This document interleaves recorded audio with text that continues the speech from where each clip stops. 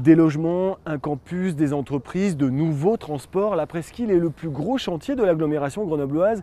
Une refonte totale de l'entrée nord-ouest de la capitale des Alpes programmée sur les 20 prochaines années.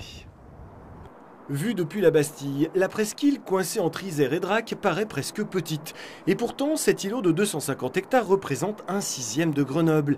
Concentré de matière grise, le polygone scientifique, comme on l'appelle, abrite CEA, CNRS, Minatec et de nombreux labos scientifiques. Pourtant, le quartier reste enclavé et inhabité. L'arrivée prochaine du tram B sur l'avenue des Martyrs, des commerces, des écoles et 5000 logements sont censés le réanimer. On est sur une avenue large de 45 mètres sur laquelle on va retrouver tous les modes de déplacement, mais avec une part généreuse pour les piétons, des pistes cyclables, donc un confort pour tous les usagers de ce secteur-là. Et on aura ces logements qui vont venir en front de cette avenue requalifiée.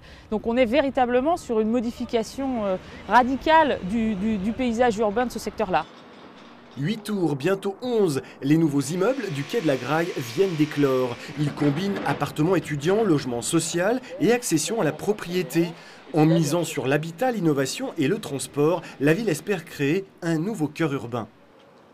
Le projet urbain Presqu'île consiste à raccrocher ce quartier à l'ensemble de la ville, avec aussi le quartier de l'Esplanade, pour faire de toute cette partie nord-ouest de Grenoble en plein développement un vrai quartier de ville, avec non seulement des équipements scientifiques et universitaires, mais aussi des transports en commun, des habitants, des commerces et des services pour la population.